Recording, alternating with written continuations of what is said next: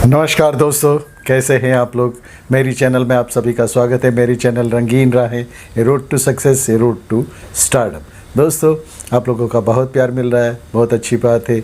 मेरी जो भी फैमिली है, ये रंगीन राहें की जो फैमिली है बहुत बढ़ती जा रही है। बहुत अच्छी बात है, आप लोग मेरे वीडियोस लाइक करते हो, शेयर भी करते हो और नए हो तो मेरी चैनल सब्सक्राइब भी करते हो। दोस्तों, तो आज का वीडियो आप लोगों को बहुत ही पसंद आएगा, आखिर तक देखिएगा। क्यों कि ये उस कलाकार के लिए है जिसने कभी कोई सोच भी नहीं सकता कि ऐसा उसने किया होगा, या तो जो भी हो, लेकिन कुछ न कुछ बातें तो होती रहती है जिसकी वजह से वो चर्चा में रहते। बड़े बड़े कलाकार जो होते वो चर्चा में रहते और वो उनका एक थिंकिंग रहता है। तो दोस्तों, ये कुछ बात है कालिया फिल्म की।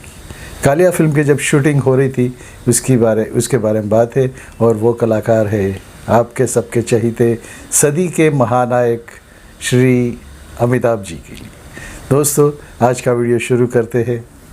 ये लीजिए दोस्तों, जैसा आपने सुना कि 1981 में जो आई थी फिल्म, टीनू आनंद के निर्देशन में बनी कालिया फिल्म जो आई थी, उसके लिए कुछ बहुत ही बातें हुई थी। बहुत सी बातें ये हुई थी कि तब अमिताभ जी की शोले और डॉन और बहुत सी फिल्में हिट हो चुकी थी और वो एक मकाम तक पहुंच गए थे। और टीनू आनंद जी पहली बार ही उनकी फिल्म उनको डायरेक्शन दे रहे थे। तो उस फिल्म में एक डायलॉग था, जब ये स्क्रीन पे जब अमिताभ जी को दिया गया तो अमिताभ जी ने कहा कि ये डायलॉग मैं नहीं बोलूँगा। तब टीनू आनंद जी ने सोचा कि क्यों नहीं बोलेंगे, मैं जान तो लूँ बात क्या बात है। तो उस दिन तो टीनू आनंद जी ने कहा, तो अमिताभ जी ने स्पष्ट कह दिया कि मैं ये डायलॉग नहीं बोलूँगा। तो टीनू आनंद जी और इनमें बातें हो गई, मतलब क्यों नहीं बोलोगे, ऐसा मतलब जैसे भिड़ंत हो जाती है वैसे भिड़ंत हो गई। तो उन्होंने कहा कि मैं नहीं बोलूँगा, मुझे नहीं लगता कि ये कुछ अच्छा डायलॉग है और उसको ये फिल्म में लेना चाहिए, मुझे नहीं लगता, क्योंकि मैंने भी फिल्में की है तो मुझे पता है। तो टीनू जी ने कहा कि ये डायलॉग मेरे पिताजी ने लिखा है और मुझे श्योर कॉन्फिडेंस है कि ये फिल्म में अगर ये डायलॉग बोला जाएगा, आपकी तरफ से बोला जाएगा, तो थिएटर में तालियां बजेगी, गूंज उठेगा थिएटर पूरा और आपको हाथों हाथ उठा लेंगी पब्लिक। तो अमिताभ जी ने कहा कि आप तो पहले ही फिल्म कर रहे हो, आप इतने कॉन्फिडेंस के साथ कैसे कह सकते हो कि ये डायलॉग पब्लिक को इतना अच्छा लगेगा और ये रखना ज़रूरी है, क्योंकि आपके पिताजी ने लिखा है तो शायद इसलिए आपको कुछ ये बात कह रहे हो कि ये डायलॉग रखना ही चाहिए। लेकिन टीनू जी ने कहा ऐसी कोई बात नहीं है, मुझे भी लग रहा है, क्योंकि मैंने पूरी फिल्म मेरे माइंड में चलती रहती है, तो मुझे लगा कि ये डायलॉग की वजह से देखना थिएटर में पब्लिक आपको बहुत तालियां मिलेगी आपको। तो इतना कॉन्फिडेंस कैसे है, ऐसा करके अमिताभ जी ने पूछा। लेकिन सोचा कि चलो अच्छी बात है। तो दूसरे दिन तीसरे दिन जब ये शूट हुआ तो अमिताभ जी मान गए और बोला कि ठीक है, मैं बोल दूंगा डायलॉग। शूट शुरू हुआ, सब कुछ हुआ। वो डायलॉग कौन सा था वो भी मैं बताऊंगा, और क्यों अमिताभ जी बोलना नहीं चाहते थे वो भी बताऊंगा। टीनू आनंद जी ने एक इंटरव्यू में कहा था कि अमिताभ जी ने तो ना कर दिया था।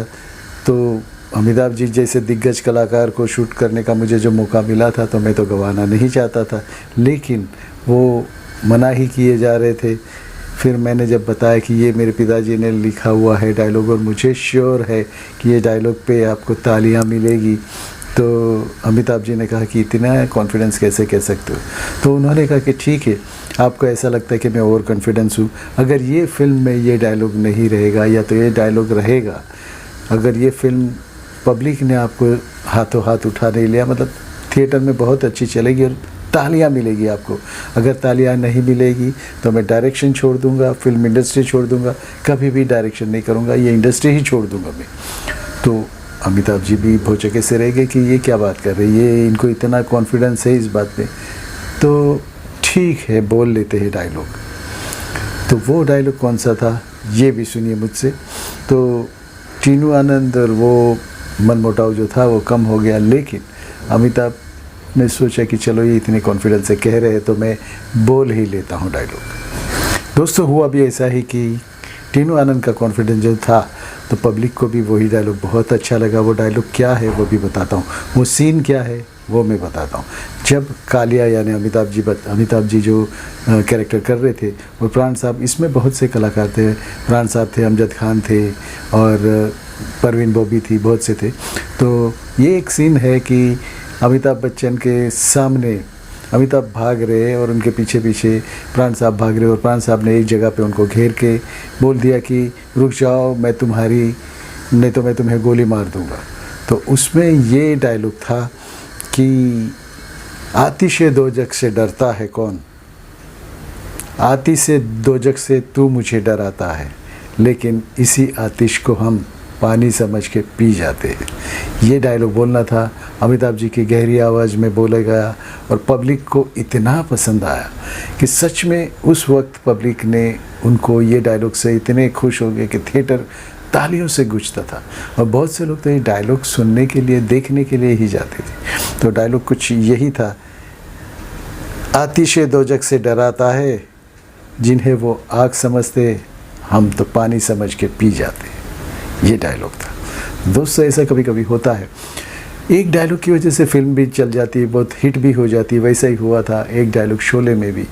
शोले में जब अमजद खान कहते कि अरे ओ सांबा, कितना इनाम रखे हमारे ऊपर सरकार ने, तब सांबा कहता है पूरे 50,000। बस इतना ही डायलॉग था, क्योंकि ये मैकमोहन जी जो सांबा का रोल कर रहे थे, तो वो पहुंच गए रमेश सिप्पी जी के पास कि सर मैंने तो बहुत शूट किया था, मेरे डायलॉग तो एक ही रह गया, ये भी क्यों रखा है, वो भी निकाल दीजिए, कुछ मतलब नहीं, इससे मुझे कुछ फ़ायदा नहीं होगा। तो रमेश सिप्पी जी ने कहा इसी डायलॉग से आपको फ़ायदा होगा, सिर्फ एक ही डायलॉग से आपको फ़ायदा होगा। और वो फ़ायदा हुआ, जैसे ये फिल्म आई, कितने इनाम रखे हैं सरकार ने हम पर, ओ सांबा। तो सांबा नाम इतना फेमस हो गया था कि कादर खान को सब फिर सांबा ही बुलाने लगे थे। पूरे 50,000, सिर्फ ये एक ही डायलॉग था। और कहते हैं कि वो बेंगलोर में जब शूट हो रहा था तो 16 बार कि मैकमोहन बम्बई से वहाँ गए थे। यानी शूट तो हुआ था बहुत कुछ, लेकिन फिल्म बड़ी बन जाने की वजह से वो कट गया था, लेकिन ये डायलॉग रह गया था। तो एक डायलॉग के लिए जब मैकमोहन जी कलकत्ता अपना बेंगलोर गए थे, ये शायद आपको शायद पता नहीं होगा, लेकिन गए थे उस वक्त। और एक राज कपूर साहब की भी एक फिल्म थी जिसमें प्रेम चोपड़ा थे, तो उनका डायलॉग था, नाम है मेरा प्रेम चोपड़ा। ये इतना एक सिर्फ डायलॉग था। तो प्रेम चोपड़ा जी ने कहा राज कपूर साहब को कि राज कपूर, ये मेरा डायलॉग कुछ मतलब नहीं, ये ऐसा डायलॉग क्या है।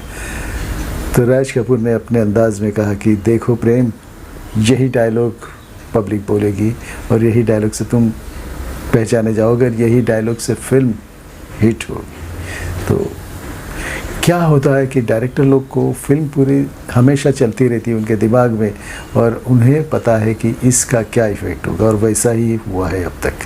तो दोस्तों, यही कुछ बातें थी।